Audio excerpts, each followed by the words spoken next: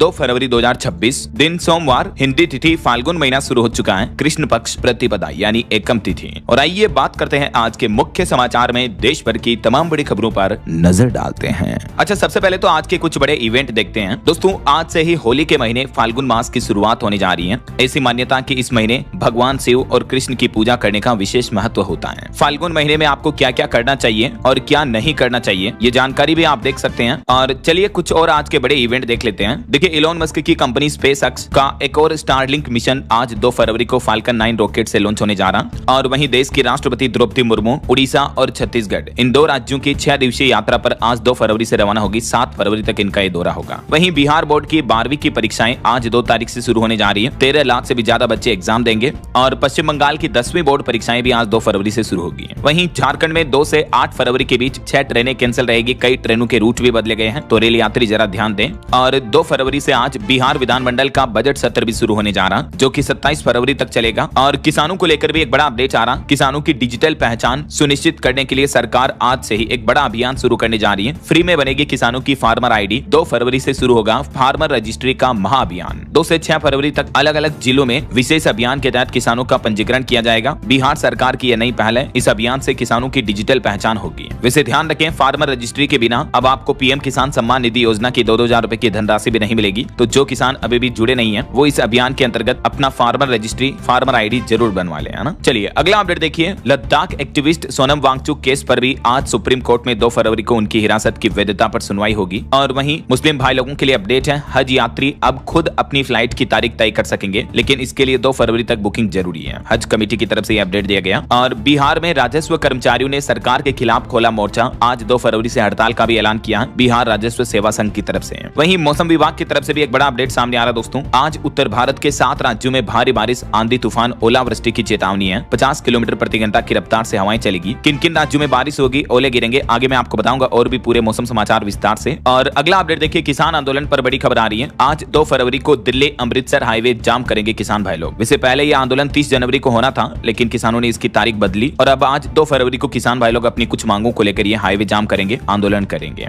और उत्तर प्रदेश में भी 69,000 शिक्षक भर्ती मामले में युवा अभ्यर्थी 2 फरवरी को यूपी की राजधानी लखनऊ में धरना देंगे, विधानसभा का घेराव भी करेंगे। और इस बार तो उनके इस धरने में अभ्यर्थियों के परिजन भी शामिल होंगे। चलिए अगला अपडेट देखिए दोस्तों। बिना रुके अब आपका टोल टैक्स कट जाएगा। देश का पहला बैरियर फ्री टोल प्लाजा भी गुजरात राज्य में बनकर तैयार हुआ है और इसका ट्रायल आज 2 फरवरी से ही शुरू होने जा रहा है। गुजरात में देश का पहला multi lane barrier free toll collection system पूरी तरह से तैयार हो चुका है। तो इसका ट्रायल अगर सफल रहता है तो केंद्र सरकार की तरफ से हाईवे पर यात्रा को और तेज स्मार्ट करने के लिए पूरी तरह से ये डिजिटल टोल सिस्टम शुरू करने का प्लान बनाया है। इस साल 2026 में हजारों टोल प्लाजा को एआई सिस्टम के अंतर्गत अपग्रेड किया जाएगा ना। चलिए अगला अपडेट देखिए। हरियाणा राज्य की कैबिनेट बैठक होगी आज 2 फरवरी को तय होगा हरियाणा के बजट सत्र की तारीखों का ऐलान भी। और वहीं दोस्तों जम्मू कश्मीर में भी राज्य का बजट सत्र आज से शुरू होगा। 6 फरवरी को बजट पेश करेंगे मुख्यमंत्री उमर अब्दुल्ला। अच्छा, वैसे बजट की बातें हो रही हैं तो आपको पता होगा बीते दिन हमारे देश में वित्त मंत्री निर्मला सीतारमण की तरफ से देश भर का यूनियन बजट भी जारी कर दिया है। वैसे तो बजट के हाइलाइट्स मैंने आपको कल दिन में ही बताए। 5 मिनट एक बार बजट पर नजर डाल लेते हैं और उसके बाद आगे बढ़ेंगे आज की बड़ी खबरों की तरफ। ठीक है, तो देखिए पहला अपडेट। अब 1 लाख रुपए तक के ब्याज पर बैंक स्तर पर कोई भी टीडीएस कटौती नहीं होगी।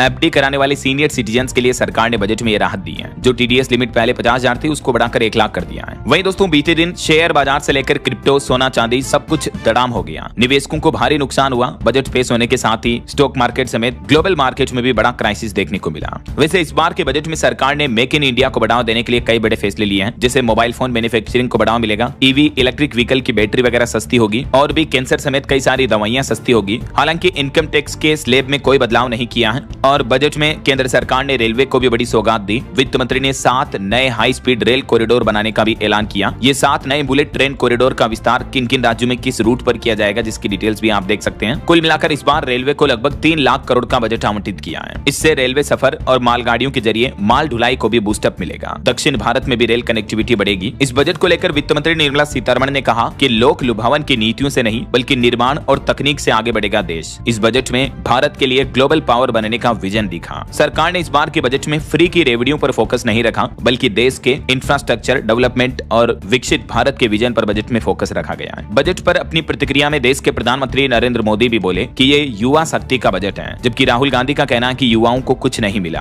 और पश्चिम बंगाल की मुख्यमंत्री ममता बनर्जी ने भी इस बजट को बिखरा हुआ बजट बताया। पीएम मोदी बोले कि ये बजट विकसित भारत का आधार है। निर्मला सीतारमण बोली कि 4.4% पूंजीगत व्यय का लक्ष्य तय किया है। वहीं इस केंद्रीय बजट में लघु तथा मध्यम उद्यम यानी MSME के विकास के लिए भी 10,000 करोड़ रुपए का एक समर्पित निधि का प्रस्ताव रखा है सरकार ने। और इनकम टैक्स पर भी एक अच्छी खबर आ रही दोस्तों, अब CA के बिना भी भर पाएंगे आप ITR रिटर्न। 1 अप्रैल 2026 से ही हमारे देश में न्यू इनकम टैक्स कानून लागू होने जा रहा, जिससे ITR फाइलिंग आसान होगी, इनकम टैक्स के कई सेक्शन कम होंगे, इनकम टैक्स की भाषा सरल होगी। नौकरी पेशा आम लोग, मिडिल क्लास टैक्स पेयर्स को भी बड़ा फायदा मिलेगा ना। वहीं बजट में सरकार ने एक और प्लान बनाया है। अब सेमीकंडक्टर, डेटा सेंटर और इंफ्रास्ट्रक्चर पर सरकार का फोकस रहेगा। इन सेक्टर्स में भी 12 लाख करोड़ रुपए खर्च करने का प्लान है। और सेंसस 2027 यानी आने वाली जनगणना को लेकर भी बजट आवंटित कर दिया गया। 6 साल के इंतजार के बाद देश में जनगणना की तैयारियां तेज हुई। 2027 की जनगणना के लिए 6,000 करोड़ रुपए के बजट का बड़ा प्रावधान रखा है। और बजट में एक ऐतिहासिक ऐलान किया गया, अब शौक से करियर बनेगा कंटेंट क्रिएशन। देश के 15,000 स्कूलों और 500 कॉलेजों में खोली जाएगी क्रिएटर्स लैब, जहां बच्चों को स्कूल कॉलेजों में अब कंटेंट क्रिएशन के बारे में भी सिखाया जाएगा। कैसे आप यूट्यूब, फेसबुक, इंस्टाग्राम इन पर कंटेंट बना सकते हैं, कैसे आप AI टूल्स वगैरह का इस्तेमाल कर सकते हैं। तो ये कहने का मतलब सरकार ने बजट में एक बहुत ही अच्छी पहल की है। आधुनिक जमाने की चीजें सिखाई जाएगी बच्चों को, है ना। वैसे बजट का एक गणित देखिए दोस्तों, वित्त मंत्री निर्मला सीतारमण ने हर मिनट दिए 62,909 करोड़ रुपए, क्योंकि उनका टोटल 85 मिनट का भाषण था और इस पूरे भाषण में देश को मिले 53 लाख करोड़ रुपए। आगामी वित्त वर्ष के लिए टोटल 53 लाख करोड़ रुपए से भी ज्यादा का बजट का व्यय अनुमान रखा गया है। पसंद नहीं आया, यही वजह की बीते दिन स्टॉक मार्केट में 7 साल की सबसे बड़ी गिरावट देखने को मिली। निवेशकों के 10 लाख करोड़ रुपए स्वाह हो गए, क्योंकि बीते दिन बजट पेश करने के साथ ही स्टॉक मार्केट में भारी गिरावट आई। सेंसेक्स शुरुआत में तो 2300 अंक से भी ज्यादा लुढ़का। हालांकि बजट के बाद सेंसेक्स 1546 अंक गिरकर 80,722 पर बंद हुआ और निफ्टी भी लगभग 500 अंक टूटा। इसके पीछे वजह बताई जा रही है, एक तो सरकार ने F&O पर टैक्स वगैरह बढ़ा दिया, तो इस वजह से दोस्तों शेयर मार्केट में आज भी भारी गिरावट का अनुमान है। न सिर्फ शेयर मार्केट गिरा, बल्कि सोने चांदी में भी ऐतिहासिक गिरावट देखने को मिली है। देखिए, चांदी 2 दिन के अंदर 1,36,000 रुपए तक सस्ती हुई है और अभी चांदी का भाव 2,65,000 रुपए प्रति किलो चल रहा है, जबकि सोना भी 31,000 रुपए सस्ता होकर अभी 1,38,000 रुपए प्रति 10 ग्राम पर पहुंच चुका है। गोल्ड और सिल्वर के प्राइस में बीते दिन भी ये भयंकर गिरावट देखने को मिली है। हालांकि दोस्तों देखा जाए तो इस बार के बजट में सरकार ने आम आदमी के लिए कोई खास ऐलान नहीं किए हैं। यही वजह कि बजट के बाद कई लोगों ने सोशल मीडिया पर मीम्स बनाए, सरकार को ट्रोल भी किया। बजट से जुड़े कुछ और फैसले देखिए आप। देश में बनेंगे एम्स जैसे 3 बड़े आयुर्वेद अस्पताल। हर जिले में महिला छात्रावास यानी गर्ल्स हॉस्टल भी बनाया जाएगा, देश के सभी राज्यों में हर जिले में। और बजट में इनकम टैक्स को लेकर भी वैसे कोई बड़ा ऐलान तो नहीं देखने को मिला, क्योंकि इनकम टैक्स के स्लैब में कोई बदलाव नहीं हुआ है। लेकिन संशोधित आयकर रिटर्न यानी रिवाइज्ड इनकम टैक्स रिटर्न जमा करने की तारीख को सरकार ने 31 मार्च तक बढ़ा दिया है। जो पहले 31 दिसंबर ही थी, तो उसको 3 महीने तक बढ़ा दिया है। और स्टॉक मार्केट में इन्वेस्टर्स अगर शेयरों की पुनर्खरीद करते हैं तो पूंजीगत लाभ कर भी लगेगा। और वहीं देखिए, वित्त मंत्री ने बजट में आम जनता को एक ये तोहफा दिया कि पर्सनल सामानों पर कस्टम ड्यूटी घटा दी है। अब 10% तक ही लगेगा टैरिफ, अगर कोई लोग बाहर से विदेश से अपने व्यक्तिगत काम के लिए चीजें मंगाते हैं तो। वहीं बजट में सरकार का एक और बड़ा ऐलान देखने को मिला। सरकारी कर्मचारियों के लिए 8th पे कमीशन को लेकर सैलरी और पेंशन में जल्दी बढ़ोतरी का रास्ता साफ हो चुका है, क्योंकि केंद्र सरकार ने 8वें वेतन आयोग के खर्चों के लिए भी बजट में 23 करोड़ 42 लाख रुपए का प्रावधान रखा है। और केंद्रीय बजट से हरियाणा गुरुग्राम बनेगा ग्लोबल टेक हब। AI यानी आर्टिफिशियल इंटेलिजेंस और डेटा सेंटर से स्टार्टअप्स को मिलेगा बढ़ावा। वहीं देश के बजट में झारखंड राज्य के लिए भी बड़ी घोषणा हुई। झारखंड की राजधानी रांची में बनेगा मानसिक रोगियों के लिए नया संस्थान भी। और केंद्रीय बजट में बिहार को भी एक बड़ी सौगात मिली। बिहार पटना में बनेगा शिप रिपेयरिंग सेंटर भी। और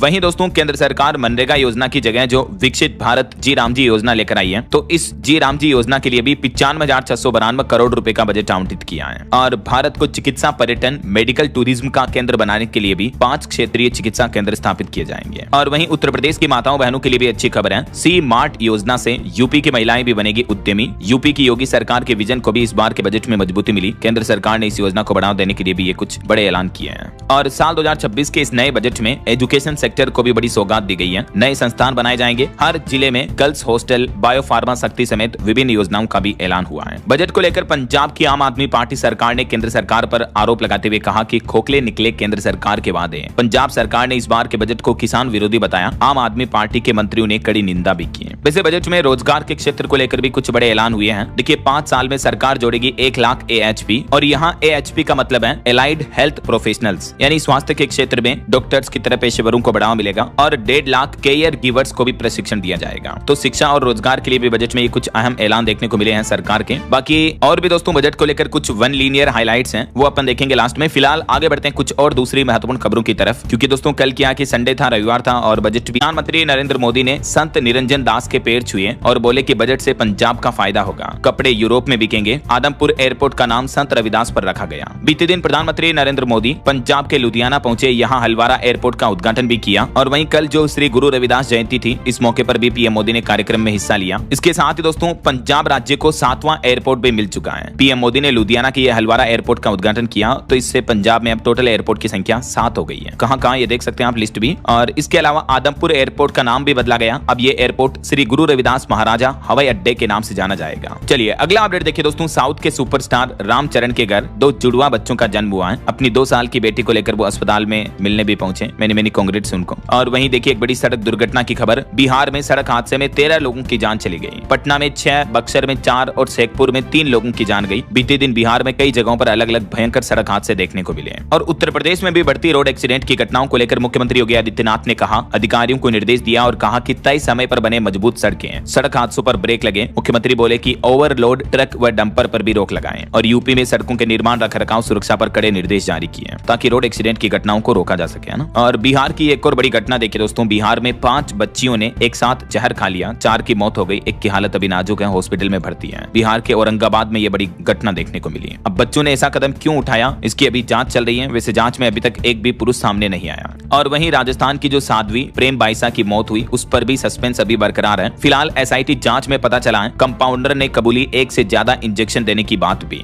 राजस्थान के जोधपुर में साध्वी प्रेम बाइसा की संदिग्ध मौत पर अभी एसआईटी की जांच चल रही है। देखते हैं आगे क्या अपडेट आता है। चलिए अगली खबर देखिए, T20 वर्ल्ड कप में भारत पाकिस्तान मैच नहीं होगा। पाकिस्तान सरकार ने ऐलान किया, बांग्लादेश के समर्थन में 15 फरवरी के महामुकाबले का बॉयकॉट किया पाकिस्तान ने। तो पाकिस्तान सरकार के इस फैसले पर आईसीसी ने भी कहा कि पीसीबी अपने फैसले पर फिर से विचार कर ले। ऐसा बहरहाल अभी तो कुछ और महत्वपूर्ण और काम की खबरें देखेंगे दोस्तों, लेकिन फिलहाल वक्त तो चला है आज के ताजा मौसम समाचार जानने का। और हाँ, एक छोटी सी दोस्तों, राजस्थान, उत्तर प्रदेश, हरियाणा समेत कई राज्यों में बीते दिन ओले गिरे और इनसे किसान भाई लोगों की खड़ी फसलों को भारी नुकसान भी पहुंचा। उत्तराखंड में बर्फबारी भी शुरू हो गई। पंजाब में जनवरी महीने में सर्दी का 15 सालों का रिकॉर्ड टूट गया। और अभी भी भारतीय मौसम विज्ञान विभाग की तरफ से कई राज्यों में आज और कल अगले 2 दिन भारी बारिश की चेतावनी जारी की है। राजस्थान, मध्य प्रदेश, उत्तर प्रदेश, हिमाचल, हरियाणा समेत कई राज्यों में बारिश और ओलावृष्टि से हालात काफी गंभीर चल रहे हैं। ये तस्वीरें आप देख सकते हैं, कितनी भयंकर ओलावृष्टि हुई कई राज्यों में। कुछ अलग अलग राज्यों के मौसम की स्थितियां देखिए आप। उत्तर प्रदेश में भी आज 27 जिलों में ओले गिरने की चेतावनी, 50 किलोमीटर प्रति घंटा की रफ्तार से आंधी भरी हवाएं चलेगी। पश्चिमी उत्तर प्रदेश में तो सड़कों पर सफेद चादर से बिछ गई। बीते दिन भी इतनी ओलावृष्टि हुई है, तस्वीरें आप देख सकते हैं। लोग बाग फावड़े से ओलों को हटा रहे सड़कों से। और इतनी ओलावृष्टि में किसानों की खेतों का क्या हाल हो रहा है, ये फोटोज देखकर आप अंदाजा लगा सकते हैं। गेहूं और सरसों की फसलों को भारी भरकम नुकसान पहुंचा है। फसलें भी मानो जमी पर सो गई ओलों की वजह से।